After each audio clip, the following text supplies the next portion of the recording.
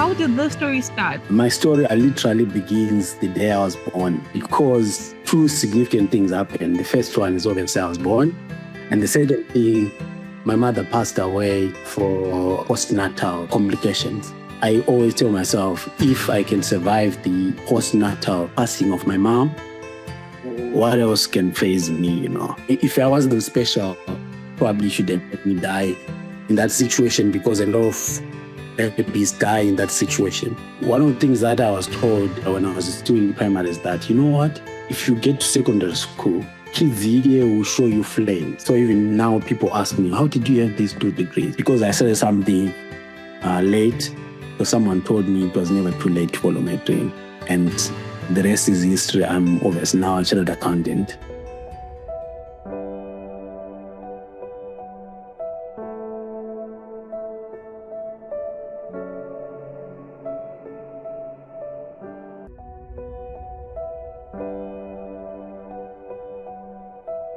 Hello, everybody. Welcome back to another episode of Conversations with the Dreamers. I'm your host, Petronella Mnenja, and I am so excited for the support that you've been showing us, for the amazing guests that we have been having.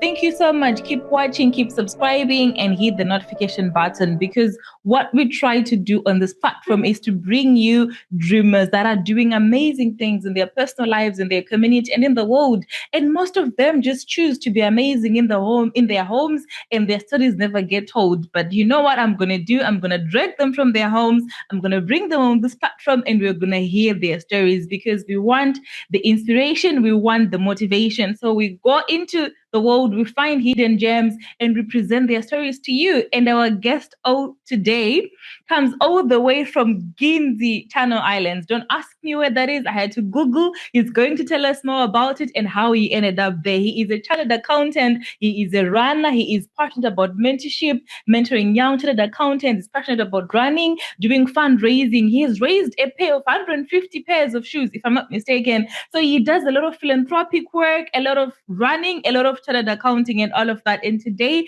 we're going to hear his story, the one and only Mr. Itayi Chibaya. Mr. Itayi, welcome to Conversations with the Dreamers. Thanks, Petronella. Thanks for having me. I'm excited to be here, and I'm excited to be talking to you today. And hopefully my story will be inspiring to some people, probably not a lot, but if I can inspire one person, that's good enough for me.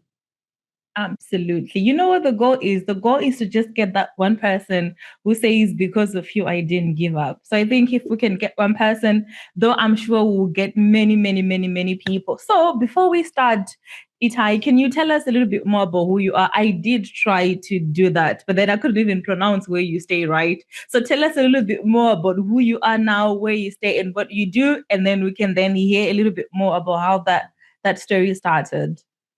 Okay. Thank you. I think you were close in the introduction. Itayi Chibaya. I stay in Guernsey, Channel Islands. So if you want to know where it is, you have to try and zoom out between UK and France. That's precisely where it is. It's a very small place. Only 65,000 people stay there, so it's not a big place. But it's a beautiful island where I've been staying for the last 9 years, so I like it a lot. So that says a lot. But just to tell you who I am, I'm a chartered accountant. I'm a Christian. Yeah, I think that part. I think I left out when I reached out to you. I'm a Christian. I'm a chartered accountant. I'm a runner. You can see the medals there. I've taken part in a few marathons, a few half marathons. I'm going to be doing London Marathon next year in April, 26 April. I'm also involved with philanthropic work, like you said. I'm doing quite a number of initiatives. The shoes one that you mentioned is for Bournemouth Sporting Club in Zimbabwe, where I'm trying to help some runners who don't have shoes so that they can have something to use when they're running. So I'm having guys here, my running community club in Guernsey, trying to help so that I ship those shoes to Zimbabwe. I've done it. This is the second year running. I'm also a coach. I coach football for grassroots in Guernsey. I've got the first level certificate from the English FA, so I'm involved in one of the clubs in Guernsey. I'm very excited about that. I'm very passionate, so I volunteer. It's all volunteering, so nothing is paid for that. But I don't have anyone. Most of the people who do that have got their children who are playing in those age groups, but I don't. I just sort of love to get involved in the community. I also raise money for local charities in Guernsey as well. I'm involved in some other work with my former schoolmates, where we're doing some projects and to sponsor prize giving at my former school in Menezi. We bought some equipment, styling equipment to help them with internet access, and we are looking to do more. Yeah, I'm involved in a number of things. And also, interestingly, although I'm not like a professional chef, I like to call myself a chef because I did have an attachment at a hotel in Zimbabwe when I did one of my degrees back in the day. So yeah, in a nutshell, that's more or less who I am. I'm also a married man, father of two as well. So I'm excited about that, and I enjoy family life. I have one question before we go into the interview. How did you get into running? How I'm trying to Yeah, running. it's an interesting story. It's two parts. The first one is I think um, one of my brothers had a heart scare.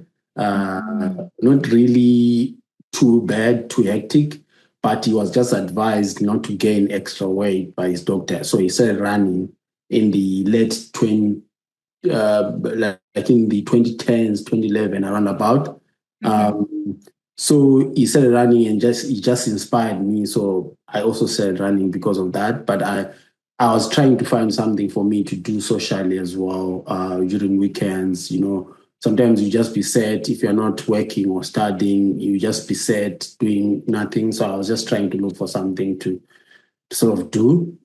So I found myself running because of those two reasons, really, and I quite enjoyed. So I started running in 2014. So I've been running for the last like 11 years. So it's something that I have managed to sustain, and I think I will keep going as well. That's interesting. Thank you for that, Itayi. I'm an aspiring runner. I'll probably start running in the next life. Who knows? But thank you for that. So let's take the story back where it started. We know that Mr. Itayi is based in Guernsey. He's a chartered accountant. He's doing all of these things. How did the story start? Where were you born, and where was your childhood? Yeah, I was born in Mwenezi, at a hospital called Matibi. Mwenezi is in Masvingo province, for those who don't know. And my story literally begins the day I was born, because two significant things happened. The first one is obviously I was born, and the second thing, my mother passed away for postnatal complications. So it's a story that has got two significant beginnings at that time. So it's something that has shaped me the whole of my life. And it actually inspires me even up to today. I don't really get phased by a lot of things. I always tell myself, if I can survive the postnatal passing of my mom, what else can phase me? Like, what more can you be afraid of? And it's been the fact that I survived at that time. It was a time where probably you didn't have a lot of technology that is there now, or even nutrition to support children in rural areas who have lost their mothers. Like you can imagine, children in the rural areas, they rely so much on breastfeeding. So obviously, if you lose your mother as a child, and you don't have access to breastfeeding, your chances of survival will probably reduce drastically. But obviously, I'm here now, which means God had a plan for me, and He played a significant role, obviously, together with my extended family. They showed me love. They took care of me as a young kid up to where I am today, and I'm very, very grateful for that. So that's where I was born, and my father later passed on when I was finishing primary. But when I was in primary, I was living with my stepmom. But interestingly, my stepmom was not really a stepmom because she was my mother's sister. So, I don't know if you know the African culture of Chimutsamapiwa. So that's what essentially happened. So my father had finished paying all the dowry. So after my father still wanted more children. So his in-laws then offered him my mother's sister. In a way, it was actually very, very good for us because she took care of us like her own children. And all in all, there were 10 of us, 5 boys and 5 girls. So it was a big, big family. You can imagine. And I'm the seventh. So, yeah. Wow. So growing up, we had a lot of sisters, a lot of brothers as well. In a rural setup, I had a lot of cousins around me as well, aunties and uncles as well, taking care of me and growing up around them. And I went to school at a place called Masogwe Primary School. And growing up, it was interesting because in my mind, I was always convinced, even up to today, I was always convinced that I'll make something out of my life. I think that's where you can say the dream sort of started, but I didn't know what I was dreaming about. Probably I was dreaming of a better life to say I'll make it, and I was 100% convinced. Even around the circumstance that I was in, I didn't really worry too much to say, I'm not gonna finish school, I'm gonna fail or something like that. And fortunately, and I'm very grateful for that. God blessed me with, I think, a sharp mind as well. I always found it not too difficult to do well in school. So I always, if the teacher teaches something, I would always catch it the first time. I would revise a lot, especially in primary. I never really did homework. There was no concept of homework anyway. I don't know if you know in rural schools, most of the schools, they don't have the facility, or even if they do, the kids there, they don't have even candlelight to do the homework at home. So you are just wasting your time giving them homework. The only time you do extra work, I think, was when you go to grade 7, and they'll do what they call morning work. You have to come maybe 30 minutes earlier than everyone else, and then you write something extra before you start the main lessons. So yeah, that's more or less in general how about my early life as well. And some weekends and some school holidays would go and head cattle. As we're growing up, we had goats and we go to the fields as well. But because it was a big family, it wasn't like too hectic. Like on the days I had to go to school, it's not like I had to go to the field first. It was only on weekends or school holidays. In a way, it was good because it taught me very important principles of life, like to work for yourself and to really appreciate the concept of hard work and the concept of community, the concept of togetherness, so that when you're working together, you come up with something and all those things. So I'm very grateful for that. So that was my sort of primary and young age growing up in Guernsey. Itayi, you said a lot of things there, but then one thing that stood out to me is that you say that you had always known that you were going to make something of yourself in this life. You're always going to become somebody in this world. Where did that come from? Is it something that was nurtured in? Is it nurture or is it nature? Like, how did you develop that? How did that happen for you? To be honest, I don't know where it came from. It's just a state in me that when I got to an age where I was now sure of things, like probably around grade two, maybe not grade two, grade three, grade four, when you know, like for example, you are good at school, you are good at what you do. If you are given mental work, you are amazing at it. You are number one in class.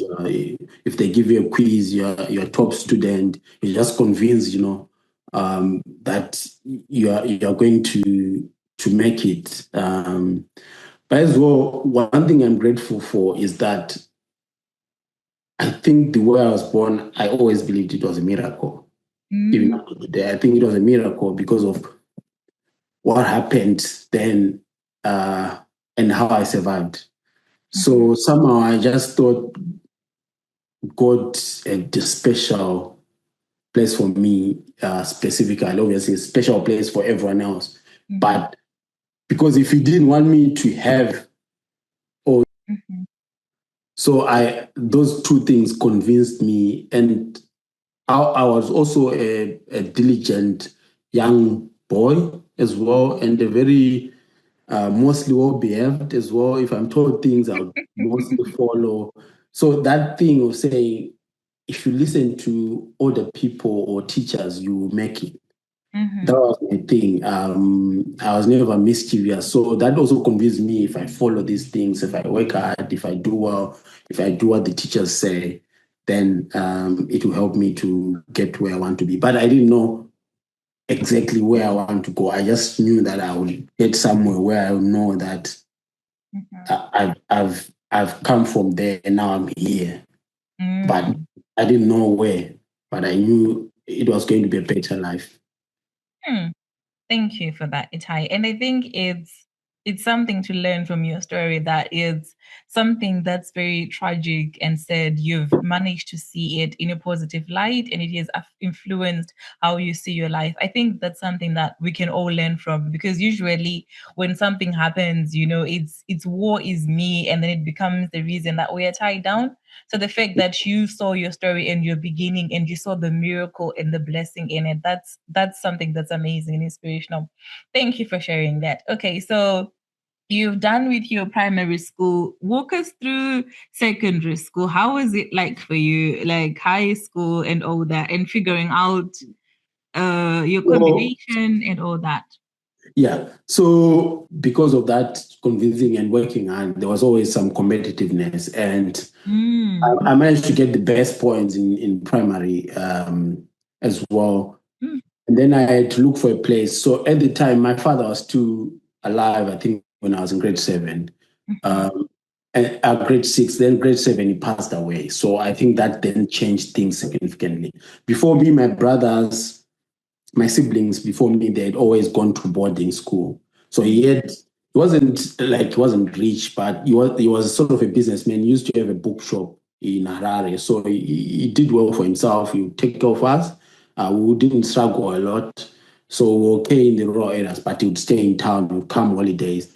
So when he passed away now, his sort of business was a going concern where it managed to sort of continue. So my older brother took over, and there was enough money for me to go to boarding school. So I went to a boarding school close to my rural area still, Form 1, Form 2. So when I was getting in Form 2, we started experiencing challenges with school fees, raising school fees for boarding school. But going back a little, that convincing that I told you about, one of the things that I was told when I was still in primary is that, you know what? My brother was always telling me, you know what? If you get to secondary school, kids here will show you flames. Thing of you telling yourself that you are the best, it's not going to happen, because I think I remember it gone. He was the top student in primary, went to high school. First term, he was like number 30, number 40. I was like, what? So he then came and told me when I was studying Form 1, he was like, you're not going to be in the top 10, you're not going to be in the top 20. But I was convinced I would be. I don't know why. I was like, what's so special about the other kids? I'm also special. I can do it. So I continued working hard. But I think I anticipated how the jump would be. I think once you get to Form 1, you now have to study. You can't just rely on your sort of natural intelligence. So fortunately, I was in the top 3. From the start, I was always in the top 3 of students. So when I got to Form 2, I started my family started struggling with raising fees for boarding. So I would go to the headmaster and talk to him. So fortunately, my older brother I'm talking about, he was the head boy when I was in Form 1. So now he had left to go to another school because there was no A level at the time. The headmaster at the time, he knew my brother. Also, he knew my family because some of my cousins had gone to that school as well. So what happened is he knew that my father had passed away. So I would go to him and just tell him, you know what, headmaster, can you just allow me to learn and not send me back? Because my father's monies from his policies have not come out, So he was very understanding. So he would write me a note to say, don't send this one away. So I'd continue learning. So Form 2, the fees would come, but sometimes later, maybe in the final month of the term. But as we got to term 3, things started getting harder and harder. Then Form 3, first term, that's when things changed. It wasn't affecting me school-wise. I was never worried. Like I'm telling you, that thing of saying how I was bored, it really helped me because I was always convinced things will be fine. Because they were fine then, so now how can they not be fine eventually? So I was always convinced things will sort themselves out. But obviously, little worries were always there. Then first term, that's where they separate you to say Form 3 is you do sciences, you do arts, you do sort of not purely like 3 subjects for A level, right? But you are sort of geared towards certain combinations. So because I was one of the top students and I was in the top class, we got sciences, biology, physics, chemistry, and obviously the rest of the subjects, maths, your geography, and what. I think actually we didn't have biology. I started doing biology as an extra subject. So Form 3 first term, I was the best student, but my family couldn't manage to raise the fees for boarding school. But fortunately, the headmaster had allowed me to stay the whole term. No fees, I'd go to boarding, eat the food, no sending me away. The only reason I got to know my results was because I was the number 1 of the Form 3s. So when they're calling the top 10s, I'm sure you know how it is in Zimbabwe. They would then say Itayi Chibaya, number 1, is the number 1, he's got 8 A's and 2 B's or something like that. So that's the only way I got to know my final result. They didn't give me a report because I didn't pay the fees. So it was almost like surety. I couldn't get a transferring letter because obviously I can't transfer. They can't clear me because I didn't pay the fee. So now I go back home for the April holidays. I didn't know what was going to happen. The fees is not paid. Am I going back to school next term? So first day of next term, my stepmom, then of the little man that she had, she then just gave me and said, you know what? Go to your other brother who is in Guernsey. He's gonna sort you out. But we hadn't spoken. There were no phones, like mobile phones, to tell him I'm coming then. So I went there, and another miracle happened. So at Menezi, because I was a boarder, in boarding, you are required to have a certain number of sets of uniform. I think 5 or 6 or 7 or something, so that you are fully equipped. And blazer and tracksuit and jerseys and tie and everything, shoes, 2 pairs. They've got this checklist that you have to adhere to. So I just said, you know what? I'm going to Gweru. I don't know what's going to happen, but I'm carrying all my uniforms. I didn't even carry one set. Sometimes when you're looking for a place, I saw one of your videos where you're saying you would be wearing the uniform of your former school. But I carried all of them, including blazer and like 6, 7 pairs of shirts and everything. I get to these schools have already opened. It's Tuesday, Wednesday, Thursday, I think. Then my brother's wife was like, now what do we do? You don't have a transfer letter. You don't have a report. So how are we going to get a place for you? I was like, I don't know. So he was like, okay, we'll just go to the nearest school. So the school that was closest to where they were staying which was like about 15 minutes away in Cobaguero, wore exactly the same uniform as the uniform at Menez. I don't know how it happened or what told me to carry all my uniforms, but it happened. What So are when the chances of that happening? That's amazing. it's actually, even today, it's one of like my biggest miracles. I don't know how it happened. That is the same place that I had to go to. And my brother was not really like well up. He would have struggled to buy me a uniform anyway. But this is before I get a place anyway. So I get to the school with my brother's wife. Then she goes in the headmaster's office. She comes up with a story to explain how I don't have a report, how I don't have a transfer letter. Obviously, she can't really say I didn't pay my fees. That's why. So I don't know what she said. Then you know when your parents looking for a place for you, you are left outside. Then they call you in later on. So the first few days they were like, you know what, you don't have a transfer letter. Just wait, just wait. I think they made me wait for 2-3 days or 4 days. I don't know. So they'll be counting. Maybe they are assessing their numbers. Eventually, maybe if they still have a place, then they put you there. But I'm just wondering now, even later on in life, I've always wondered, what did the headmaster think when he saw me wearing their uniform? Because in his mind, he doesn't know I'm coming from Menezi. This is a uniform at Menezi. So in his mind, maybe he's thinking, this guy is convinced that he's going to get a place here, that he has already bought a uniform for a year. You saw it as an act of faith, probably.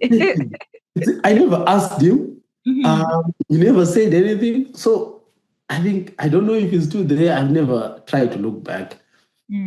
But probably would be interesting if I go back and I find him and ask him what he thought. Because if that happens, I can just imagine what I'll be thinking. Because because other kids from other schools, they'll be having a completely different uniform. You can see that. So you have to be presentable. So the only way you can be presentable is to wear the uniform from your former school. So that's what I was doing all this time. But in the meantime, I'm wearing the uniform of this school. So I was actually almost like their student already because of the uniform. So it was an interesting thing. Eventually, he then decided to give me a place. That's what happened for me to start there. But then my life turned completely again. And that's probably been the best driver of where I am today. That's the day I started doing principles of accounts. So in Guernsey, there was no principle for accounts. I actually didn't even know about it as a subject. But when I get to Mkoba, the headmaster says, you know what, young man, I'm going to give you a place. Even though you don't have a report, even though you don't have a transfer letter, but which class should I put you in? What subjects were you doing? Obviously, I was doing sciences, and I'm going to tell him that. And I was actually good at them. I was doing biology, physics, and chemistry. The headmaster was like, no ways, you're not going to tell me you're a science student. You don't have a report, so I'm going to know that. Because obviously, science students are sort of the best student normally. The brightest kids are normally put in those classes. He wasn't convinced. He was like, okay, what practical subject were you doing? Then I said, agriculture. Then he said, yeah, I'm going to use that to put you in a class. That class, just find out what subject they're doing. That's what you're doing. So I don't even know they're doing accounts. I get there. I asked the other guys there, guys, I'm Itayi, I'm coming, I'm a new student. What subject are you doing? Obviously, they're doing the standard ones where like the 5 maths, Shona, history, geography, and a practical subject, agriculture. I already know that. But outside that, I don't know whether they're doing integrated science, which I wasn't doing at Menez because I was like, I won't do integrated science. I'm doing maths, biochemistry, and physics. Then they said, we're doing principles of accounts, we're doing commerce, and we're doing integrated science. I was like, what? This was the class that I'm in because I was a science student. Then I talked to the integrated science teacher when we had our first lesson. Then he looked at my books, He was actually quite impressed, but he wanted to then go back to talk to the headmaster. The headmaster said, no ways, you're not going to change class. But I accepted as it is. I was like, you know what? I'm going to do this principles of accounts. I want to see where it takes me, but I didn't know anything about it. And the last 2 terms of Form 3, I failed principles of accounts. All the other subjects, I was actually automatically, that class wasn't the top class anyway in this. So because I was actually a very good student from where I was coming from, I automatically went to the top of the class. In fact, in Form 3, for the whole stream, I was the best student in Shona. And there are 10 classes, in the ghetto schools. I don't know if you've been to a ghetto school. There is a lot of students, and they were doing what they call word sitting. Word sitting, where you learn up to 12, 7 to 12, Form 3 to 4s. Then in the afternoon, Form 1 and 2s. And there'll be loads of students. So you'll be exchanging, you'll be doing shifts in a way. So in the afternoon, I won't be studying as much. I'll just I'll listen to the teacher, what the teacher said. At home, I'll just stay in my room, not really do much, not study, not go to the community library. But I was getting by because my mind would catch things fast. So if the teacher would explain well, that's it. The test comes, I'm fine. I'll do well the test, yeah. So that was how I started principles of accounts. And then it continued. In Form 4, I started working extra hard. I actually took their textbook and said, you know what? Let me start from the start. These guys, I joined them when they're already in the middle. But let me start from the start. And in the end, when I got my Form 4 results, I had an A in principles of accounts. Wow. Okay. And I had an A in history, I had an A in English, and I had an A in Shona. So those are my 4 A's. Now, this is not good for me at the time. That combination, because I didn't want to do arts. My brothers, 2 brothers who I come after, I had done arts. One had done 7 points, one had done 8 points. And I was convinced that I would struggle with it, even though I was good generally. So I was like, I don't want to do arts. I want to do commercials. And there was only one subject in commercials that I done well, which is accounts, So now to go to A level, and I went to St. Patrick's. Fortunately, at the time, my other brother was now well up enough to send me to boarding school. So he said, you can go and look for a place. But the challenge now was the combination. So the headmaster was convinced that I'm an art student. I have heard you talk about others where you get convinced something else and you want to do something else. So that was me. I didn't want to do arts. Fortunately, I convinced him otherwise and let me do commercials. So I did accounts, MOB, mathematics, and even a 4th subject. Yeah. So yeah, that's up to A level. My life in a nutshell, in subjects wise, school wise, up to A level really. And then what were the results of the 4 subjects? How did A level go by? So A level, I was doing well. I was still one of the best students, which is something like, you remember the point that I mentioned about being convinced in my mind. I was always convinced that wherever I go, I want to be one of the best, because who else can be? If someone else can, I can also be. So at Masogwe Primary, at Menezi, at Mkoba, now at St. Patrick's in Guero, I was one of the best students, especially in accounts.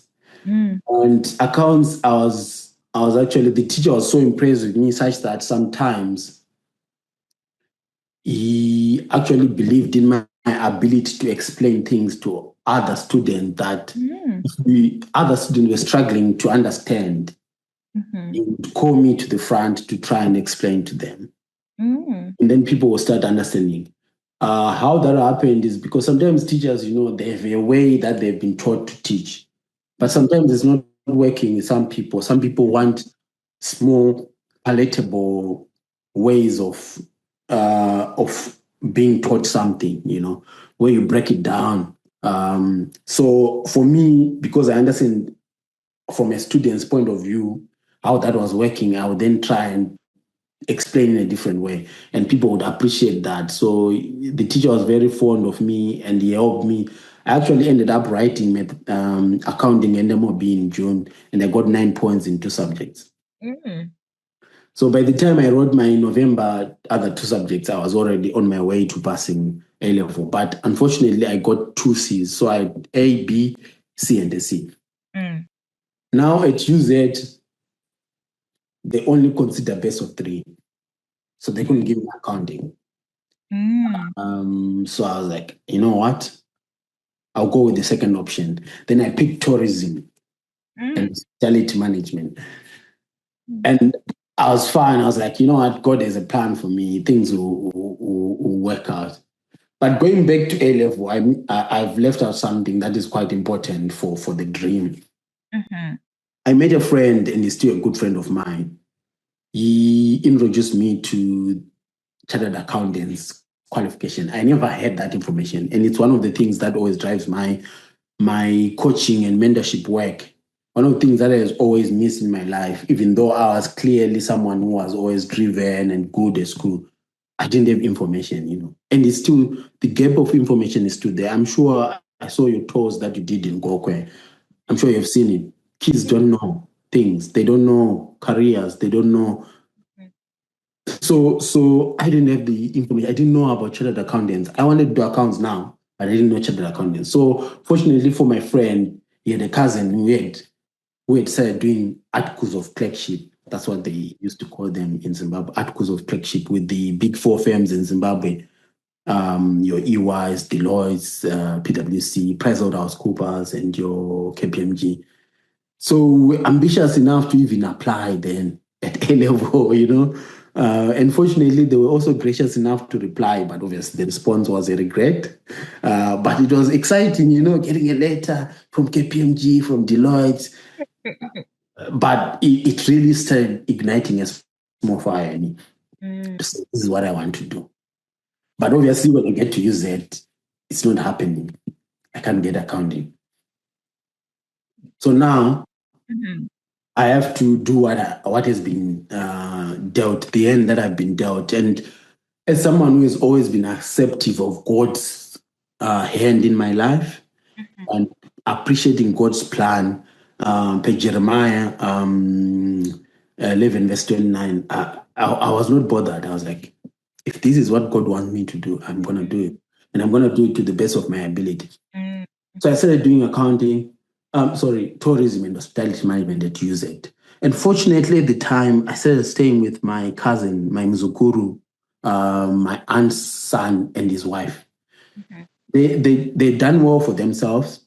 And so they started staying with me, and I couldn't get accommodation at UZ. Then they just said, you know what, Sekuru, we'll stay with you, don't worry. So somehow along all this journey, I was someone who avoided certain things in life, like drinking alcohol or being a mischievous person. So they were so nice to me and kind to me because of that. My other cousins, I think they were not in good books with them, because sometimes they would be mischievous and they'll drink, and then they won't do things that I expected. I think you know how it is, and then they will be chucked away or something like that. So I was in good books with them. That helped me, and they started paying my fees. One of the interesting things about my university life as well is that I was in a stream that last received university grants. Okay. So the first semester we received grants. Second semester we started paying fees, and since then everyone has been paying university fees. Yeah. So I was in that stream. At least I can say what did they used to call it? They called it grants. I'm not sure. There was another word anyway. But anyway, so that's what happened. So when I got to attachment, I had to look for a place. I got a place at a place called Montclair Hotel and Casino in Juliusdale, close to Nyaka. I don't know if you know it. Yeah.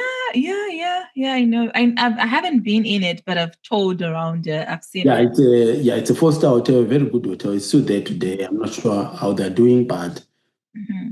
I get a place there. I get there. So as a student on attachment, you're then placed in departments. There's restaurant, there's kitchen, there's housekeeping, there's front office, reservations.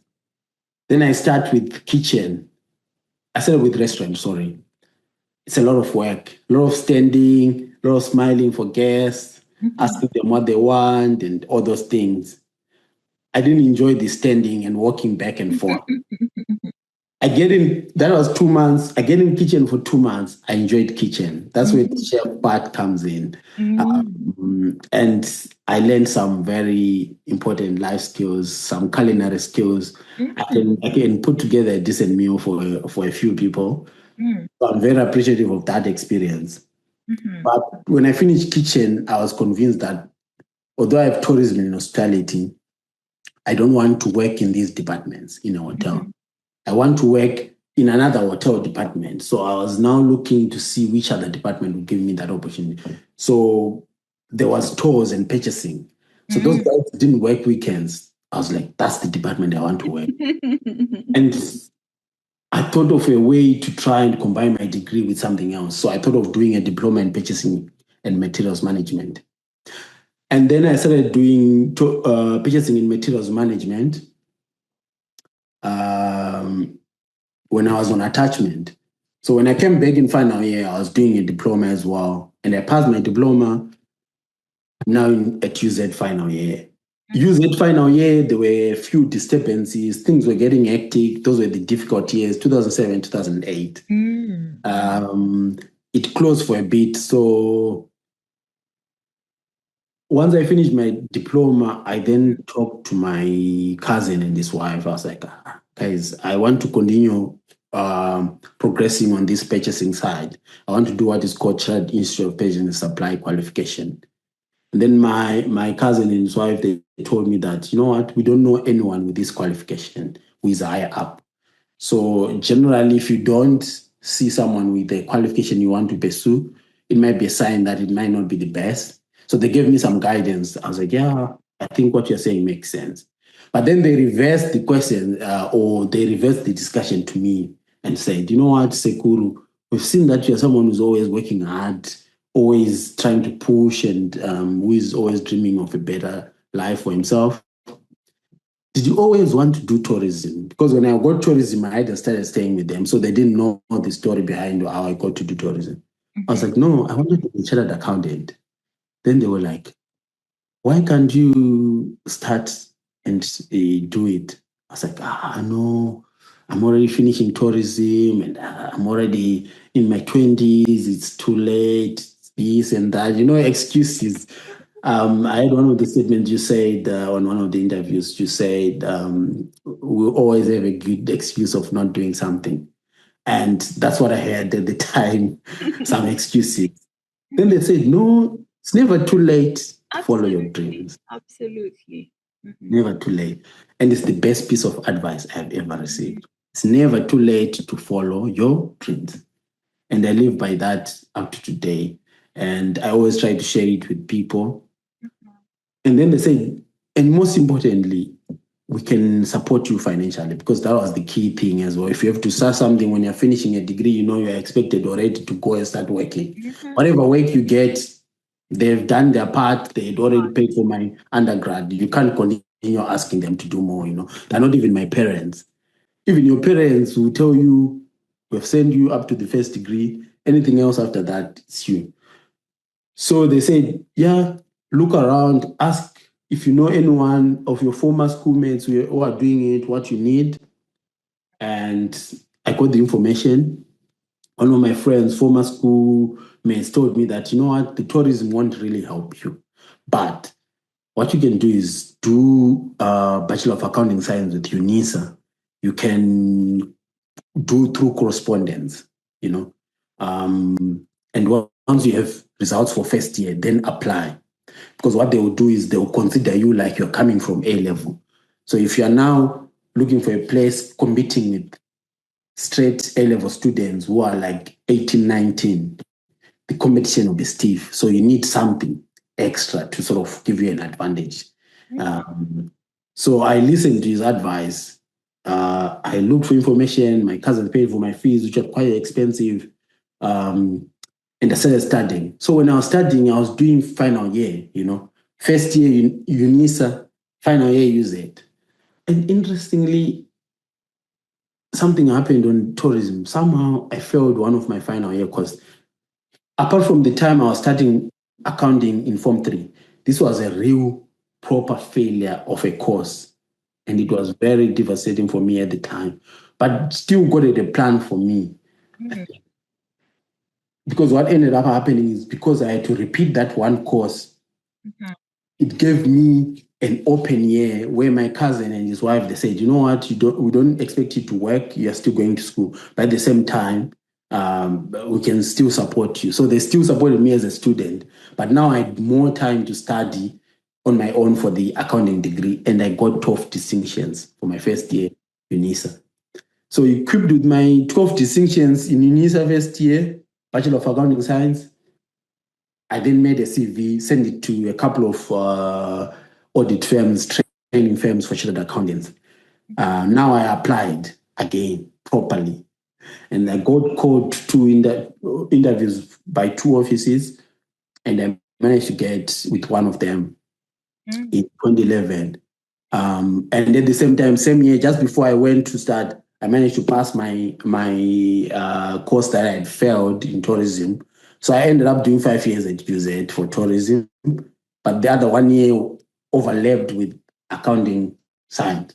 So when I went to start my accounting, I was doing my accounting degree, but also now training for chartered accountants, because you have to train while you're doing school most of the time, if you're coming from A level anyway. And that's how I ended up with tourism and accounting. So even now people ask me, how did you have these 2 degrees? So that's how, because I started something late, because someone told me it was never too late to follow my dream. And the rest is history. I'm obviously now a chartered accountant. I think that's such a powerful belief. I think because sometimes what people don't realize is if you don't do something now because you feel like you're too old, in 10 years you'll be the same person. So whether you do it or not, your life is going to remain the same. You'll just be older and filled with more regret. So thank you for showing us through your story that it's restarting is always possible, and never ever ever ever give up on your dreams. Thank you so much for that story, Itayi. So now walk us through the journey, qualifying to chartered accounting, and now moving to Guernsey. Like how did that transition happen? Yeah, the thing is, one of the things that inspires me, and I probably say this at the end, things that I've learned with dreams is that you have to keep dreaming, keep moving. But before we get there, I'm just going to go back on one of the things that happened. When I started first year, I met one of my friends, or not a former schoolmate, and he asked me what I was doing. I told him that I'm starting another degree. Then he actually almost laughed at me, almost mocked me at the time. Why are you wasting time? You've already almost done with tourism and now you're going back. But because I knew what I was doing and I'd gotten proper advice from people who had made it, I was convinced. I wasn't worried. But to his credit, that person was one of the first who congratulated me when I posted on this social media that I was now a chartered accountant. So it was quite good to hear that they now realized that what I did then led to that. And then the second thing you talked about, if you decide to do something, start now, because in 10 years' time, if you don't do it, the 10 years will still pass anyway. I've practically had, especially even from my tourism side, there were a few guys who were actually also brilliant, but the difference is they never took the step to then start something else. They were also wanting to do accounting. Some of them would ask me year after year, Itayi, what do we do if we want to do this? I'll give them information, but they never started. The difference is 5, 10 years has passed. They don't have the qualification. But because I was brave enough and humble enough to start, I then ended up having the qualification. It's not like I'm special or anything. Probably they were more intelligent than me, but doing it was the difference, Following up your dream is one of the most important things. Don't just dream. You have to take the necessary actions and steps to get to there. So I do my training, my qualification, one of the most challenging qualifications, because I can say that because I've done tourism, so I can compare. Maybe someone in medicine can say otherwise. Maybe you are doing PhD, you can tell me otherwise, that it's challenging as well. I'm not saying they're not challenging. I know it is, but I'm just saying that training is quite hectic. And one of the exams you write is 8 hours long, by the way. The final exam anyway, 8 hours long, no break, no official break at least. You take a break whenever you want, but just know that the longer you take a break, you are eating in your own time. In 8 hours, they want their papers. So they'll give you 7, 8 questions. If it's 8 questions, you answer 7 and don't attempt the 8th, automatic fail. Even if you do so well in the 7, doesn't matter. So you had to plan properly, and it was so grueling. There were so many aspects to it anyway. So for the 6 years I did that, school and work, and I got qualified.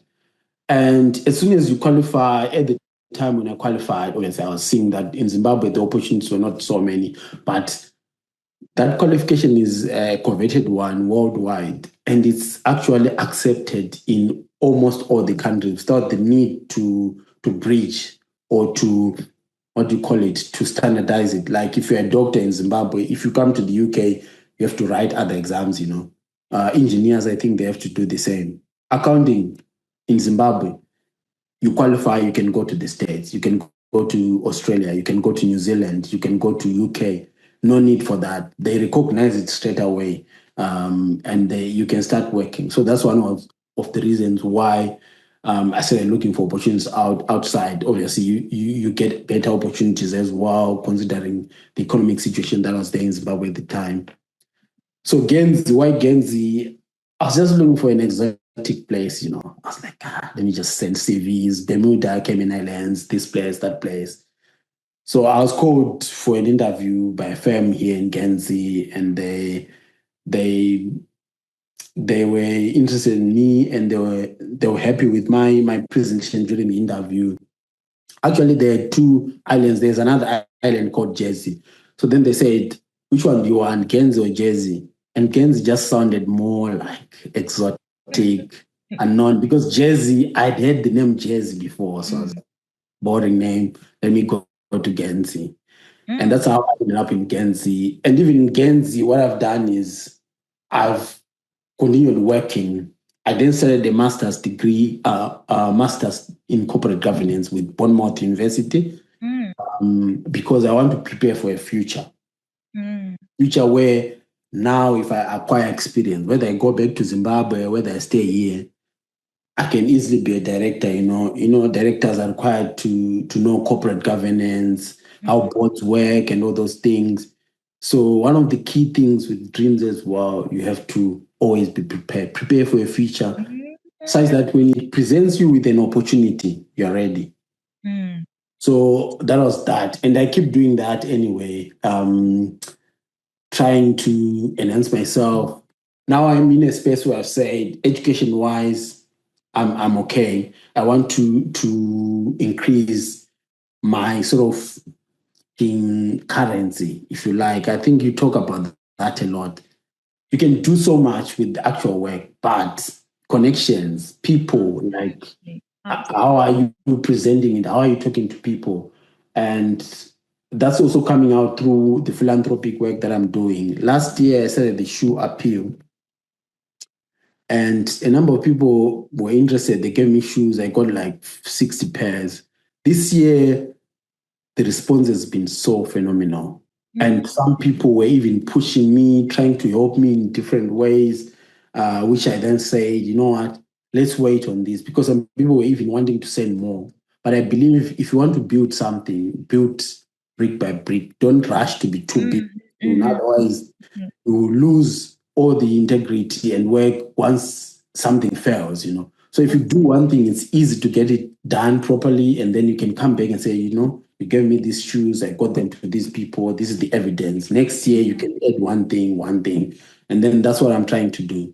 So it's quite interesting, the people you interact with, the people who are trying to help. And with that, people can see what you're trying to do, and then that can open doors for you in different places, which you don't know at some point. So this preparation that I've done now for myself, I've got a master's in corporate governance. I've got so much experience, 9-10 years in finance in Guernsey, fully equipped. I can do any job in finance. I know that. But for me to get that higher position or something else, I need to know people. I need to talk to people. I need to present my story to different people. So that's where I am. That's how I go to Guernsey. And yeah. And one of my friends who linked me up with you, Tafadzone Negonte, I think your first guest. Yes, he is my very good brother. He's very amazing guy. I worked with him when we were doing chartered accountants training. So I was part of that story then. That's when we met. So we do a lot of work together as well, some philanthropic work or where we help with mentorship. So yeah, I just wanted to link that part to just try and bring out that concept. And he's a good motivator and inspiring guy as well. Yeah. Absolutely. Wow. Itayi, thank you so much. This became more than just a conversation about your story.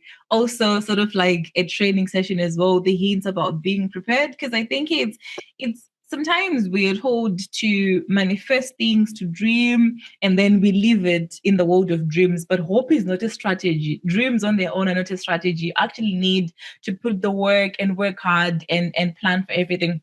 Thank you so much, Tai, for sharing that amazing story. Now, this is the part of the conversation where I say that I'm turning everybody into a motivational speaker for the next few minutes. You have told us your story. You've told us how you got to where you are. You've given us amazing tips and all that. Now, what are you leaving the dreamers with today? What are your parting shots? If you could tell 10-year-old Itayi, if you're telling someone who is following us, who is watching us, what lessons are you leaving us today that you say, Petronella, from my journey, these are my top things that I'm leaving with you today? First thing is where you start does not determine where you end. That's the main thing. I was born in a rural place in Menezi, but because I always convince myself and put in the work, someone who is a younger me as well can do that. They can just convince themselves. In today's age, especially in Zimbabwe, it's difficult to convince young kids that education can take you places because there's so much going on the other side where people are being rewarded for things that have nothing to do with education. So a kid may ask you, why should I prioritize school? So it's a difficult job that we have, but students can be convinced that they can make something out of their life through education. And it's through hard work and diligence and listening to their elders and those who have walked the path. That's one of the most important things. And I'm trying to do that, give back information and help where I can. Obviously, financial resources are always limited. But I think the biggest thing that we can help with us who have walked that path is information. And obviously, through this, I'm happy you're doing that. The other thing is as well is that dreams, whatever you dream, should not be static. Keep evolving. Be open to new dreams, new ideas, can take a different shape. And also be patient. Be patient. These days, a lot of people want instant gratification or instant happening of things, without giving time for things to crystallize. Wait for a dream to crystallize. Sometimes it will crystallize something else. Give it time. Ask other people. Try to interrogate it. But eventually, what I've never seen someone who has worked hard and not be rewarded. Hard work and diligence always get rewarded eventually. So you just need to stay the course, trust the process, and you realize your dream. You keep realizing, even with new dreams, you keep realizing them. Mr. Itayi, thank you so much for taking the time today and telling us your story. I know you have a big schedule, you're busy schedule, you have a lot of things that is going on in your life, but you took the opportunity to speak to us today. And as always, you guys, he fought for his dreams through detours, through degrees, through all of that, and he is who he is today. So, say thank you so much for allowing for honoring our invitation and coming here and telling us your story. Thank you very much for having me. I'm hoping that hopefully this will probably inspire one or two people. But at the same time, I'm also hoping that it will keep generating more and more interest in whatever you're doing. And also personally to wish you well in this podcast you're doing and other things that you're doing as well. And just to say, I just recently received a copy of my book from Gokwe to Oxford. So I'm going to be digging into this in the next days and hope to get inspired by it. But yeah, thanks for writing this. I'll probably, once I finish this, I'll probably try to get to the next one. Hopefully I'll be inspired to write as well because a lot of people have tried to convince me to write, but wish you well in all that you're doing and hopefully you keep growing. And a lot of people, especially in remote areas, the students who hear these stories, because I think they're the primary targets of them. But even other people as well in other places, even you can be inspired even when you have made it. But if you hear someone else's story, it can inspire you as well, even if you're older, doesn't matter. So yeah, thank you for having me. And yeah, all the best for your own initiatives and podcasts. Thank you so much. Thank you so much for buying the book. Oh, that was a pleasant surprise. Thank you. I hope it makes an interesting read.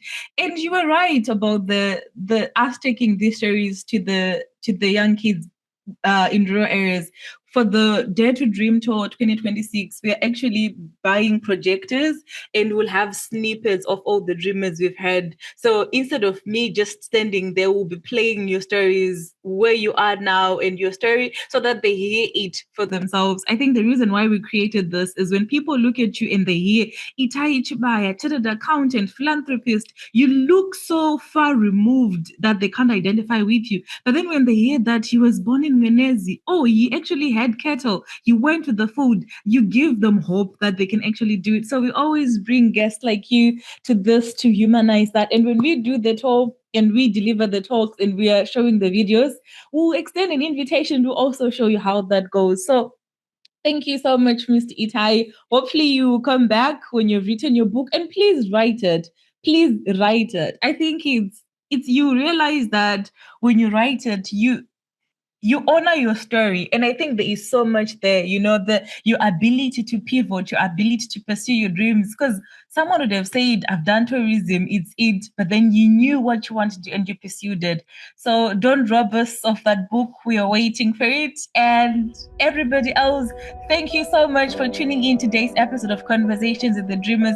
Please don't forget to subscribe. Don't forget to hit the notification button. Don't forget to comment, leave a share, leave a like. And if you have any dreamers that you would want to suggest, we've been having so many suggestions lately. And if you know someone who you think we should feature on their story, please drop us a DM. So thank you so much for the continued support and see you next time.